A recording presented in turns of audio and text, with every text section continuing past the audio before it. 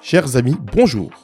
Bienvenue sur le podcast Petit sous, gros sous, qui parle d'éducation financière et d'investissement. Ici, tu retrouveras l'actu financière en live et replay, les témoignages des familles qui tentent de joindre les deux bouts, les histoires inspirantes sur la gestion de tes finances personnelles, les conseils pour fructifier ton argent, la légitimité pour parler argent.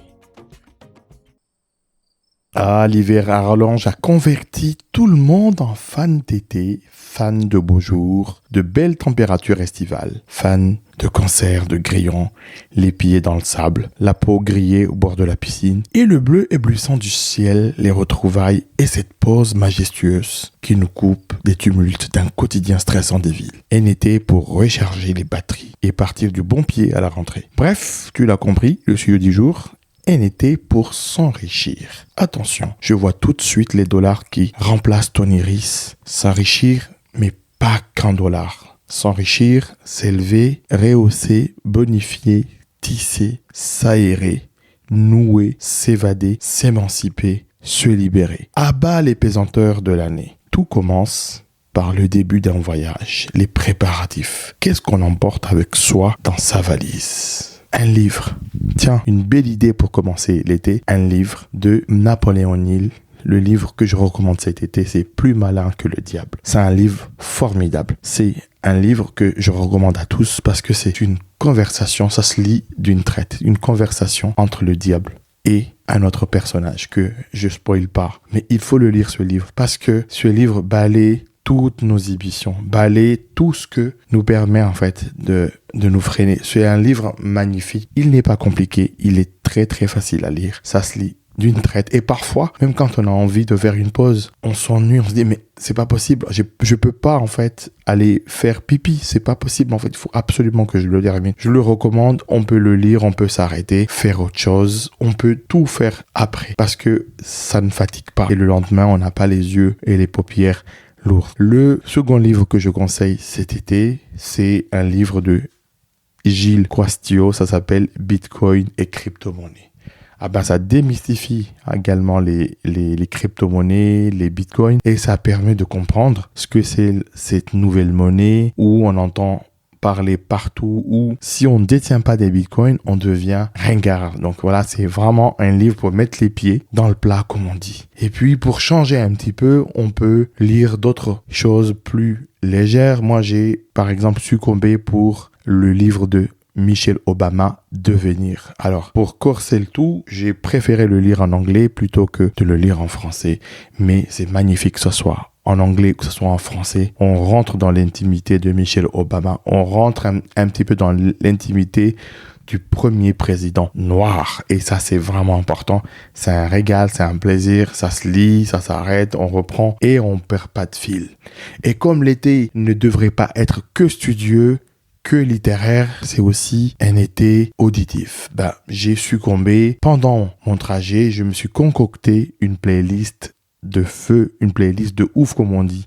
Alors au programme, c'est tout simplement, j'ai sélectionné les meilleures playlists d'Afrobeat 2024. Et j'alterne en fait avec ma playlist d'Afrobeat avec un podcast sur France Inter, c'est les légendes de la musique africaine. C'est vraiment magnifique, c'est un podcast d'Aline Afanakwe. Donc ce qui est magnifique quand on en apprend plus sur les stars, les légendes de la musique africaine, des sons qui ont bercé notre enfance, mais qui ont aussi bercé notre quotidien sans s'en rendre compte. En fait, on comprend pourquoi il y a des remixes, il y a des reprises, il y a des inspirations sur la musique actuelle africaine, sur la musique afro-pop, sur la pop mondiale, sur tout. Mais vraiment, c'est quelque chose en fait que je recommande. Et pour vraiment ne pas rester uniquement sur la registre afro, je suis allé aussi écouter un podcast de Jérôme Badini, c'est les légendes du jazz. Et là aussi, c'est un voyage en Nouvelle-Orléans, c'est un voyage en fait en Amérique pour écouter les légendes du jazz. Et voilà, comme il faut varier les plaisirs, j'ai aussi écouté sur France Inter un podcast sur les décolonisations africaines. Ça permet de comprendre l'histoire africaine, mais l'histoire aussi de la France, l'histoire de la France qui se passait en dehors de la France. Quoi de mieux que de découvrir des personnages historiques légendaires comme Nelson Mandela, Habib Bourguiba, Haïlé Sélassié et bien d'autres que je ne connaissais pas, mais que j'ai bien kiffé en fait d'écouter. Et pour aller un peu plus vers un peu plus de noirceur, vers un peu plus en fait je dirais pas de documentaire, mais une plongée dans l'histoire de l'esclavage, j'ai écouté aussi Code Noir avec Les Révoltés du Caoulé. C'est une série audio ou auditive, une fiction sonore, mais inspirée vraiment de réalité. Et c'est magnifique en fait, parce que ça permet de comprendre les conditions des esclaves, les conditions de travail. On se cultive, mais on se détend aussi. On plonge dans l'univers justement de la lutte contre l'esclavage, l'émancipation des Noirs aux Antilles. Mais l'été, c'est pas qu'un bootcamp, c'est pas que des masterclass, c'est pas que des lectures inspirantes. L'été, c'est aussi un moment magique avec la famille. La famille avant tout. Ce qu'il faut noter, c'est que en France, la rentrée, elle n'est pas, ou la nouvelle année, elle n'est pas en début d'année, mais elle se situe en septembre. Et l'été, c'est l'occasion de resserrer des liens avec la famille. Et là, il faut tout simplement aligner les 3 A, aplanir les angles, que ça soit entre couples, que ça soit au sein du couple, que ça soit entre frères et sœurs, entre cousins. C'est l'occasion des retrouvailles, c'est l'occasion d'échanger, de discuter, d'expliquer des positions qui étaient aiguës depuis le début de l'année ou début des années et dire bon voilà, tout ça c'est derrière nous, il faut avancer, donc il faut aller de l'avant et c'est hyper important. Comme aligner les vues et les positions. On peut être en désaccord au sein d'un couple, on peut être en désaccord au sein d'une famille, avec des potes, avec des proches, mais c'est l'occasion de se dire, voilà, est-ce qu'on peut trouver des positions communes? Est-ce qu'on peut trouver des postures communes? C'est important. Et une fois qu'on a aplani les angles, on a aligné les vues, on a aligné les positions, ça commence à s'apprendre. Tout cela ne doit pas rester parce qu'il faut arroser, c'est le 3e A, arroser, entretenir, c'est-à-dire se dire, voilà, est-ce qu'on va se fixer des moments où on se retrouve, on voit comment on a avancé ensemble. C'est aussi l'occasion, l'été, de prendre contact avec des anciens amis, des anciens de promo, des anciens camarades, des anciens collègues pour réseauter aussi, se dire voilà, est-ce que tu aurais un moment pour déjeuner, pour se voir, pour faire une soirée? Est-ce que c'est le moment aussi d'élargir le cercle des proches parce que c'est hyper important? C'est une période où on trouve facilement de quoi s'occuper, un concert, faire de la culture, des pique-niques, des barbecues, des cousinades. Donc, c'est le moment d'élargir aussi son réseau. Et l'été, alors, la famille avant tout, mais l'été aussi, que comme je l'ai dit en tout début, c'est fait pour s'enrichir pour l'année suivante, pour l'année qui se finit. Et quoi de mieux, peut-être cet été, de se dire, j'investis dans une formation. J'ai envie d'investir dans un domaine. Allez, tiens, dans l'immobilier. Mais je tiens avant tout à me former. Et donc, du coup, je décide à la rentrée d'acheter une formation. Soit j'achète un livre, soit j'achète du temps humain et je me forme dans un domaine d'investissement qui me tient à cœur. Dans l'immobilier, par exemple, l'immobilier, que ce soit locatif ou résidentiel. Mais c'est l'occasion de se dire, la rentrée, c'est une rentrée scolaire aussi, c'est une rentrée de formation, c'est une rentrée de montée en compétences. Et cette montée en compétences ne doit pas rester seul ou isolé, il faut aussi passer un cap, être sur la voie de l'investissement. On a trop tergiversé, on s'est trop dit je vais attendre, on a trop procrastiné, mais c'est l'occasion d'être sur le chemin de l'investissement. Donc on a démarré une formation où on se dit je démarre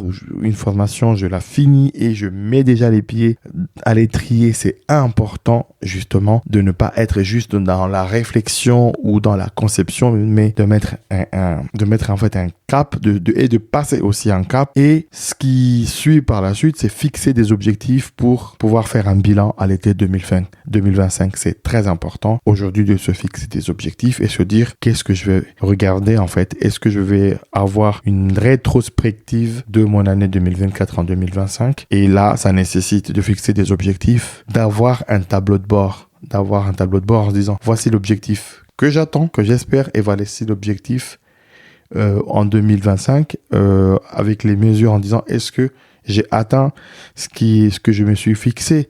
Et il est très important après cet été, qu'on perde pas la main et de s'inscrire dans une routine de riche. On ne peut pas avoir un été pour s'enrichir. On ne peut pas envisager une rentrée pour s'enrichir sans une routine de riche. Et la routine de riche commence par quoi? Commence par reprendre goût à la lecture. Lire, c'est très important. Ça peut être lire pour la culture, pour se cultiver, pour le plaisir, pour de la littérature, ou lire des livres, que ça soit de développement personnel ou des livres thématiques dans un domaine précis. C'est aussi que parfois, quand on n'a pas l'envie ou le temps, mais on passe du temps dans les transports, on passe du temps à faire des corvées, on passe du temps dans la voiture, on passe du temps partout, dans les salles d'attente, mais on peut occuper son temps par écouter un podcast. On peut, par exemple, recommander le podcast Petit Sou, Gros Sou à ses proches en disant il faut l'écouter quand on a le temps.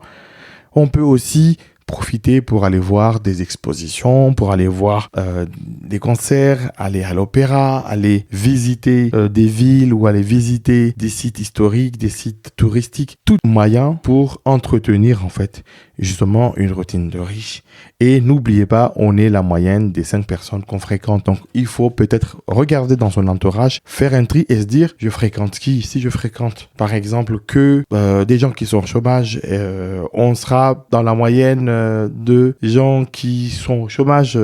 Donc c'est peut-être pas forcément la meilleure des choses en fait pour toi. Donc il faut absolument diversifier son cercle de relations, se dire voilà avec qui je fréquente, avec qui j'ai envie de passer plus de temps l'année prochaine, quelles seraient mes priorités. Et il faut jamais oublier que dans une routine de quelqu'un qui cherche en fait à développer son patrimoine, donc il y a le fait d'investir, comme je l'ai rappelé tout à l'heure. Il faut investir, il faut prendre des actions, il faut démarrer quelque chose. Mais on a tous déjà des investissements existants et c'est très important que dans ces investissements, on puisse entretenir, maintenir en fait ce qui est fait et puis développer ce qui est déjà en place. Donc, inutile d'aller chercher à inventer la vapeur ou à inventer en fait l'eau chaude. Il faut déjà entretenir, développer ce qu'on a. C'est comme ça qu'on pourra se dire, voilà, je fais l'extension de cette maison, je fais l'extension de ce terrain, je rajoute encore une couche pour acheter ces actions ou par exemple je m'intéresse ou j'achète cette maison. C'est très important donc de s'inscrire dans les préparatifs, savoir qu'est-ce qu'on va et comment on va s'occuper pour cet été, renforcer les liens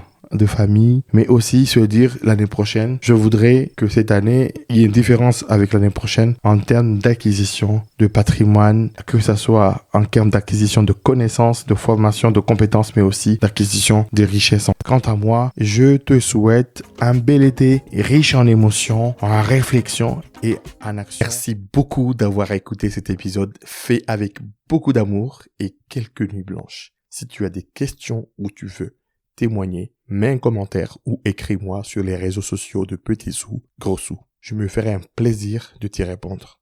Pour me soutenir, tu as juste besoin de mettre 5 étoiles, au moins sur 2 plateformes, Apple Podcasts et Spotify. À très bientôt. N'oublie pas, Petit Sou aujourd'hui, Gros Sou demain.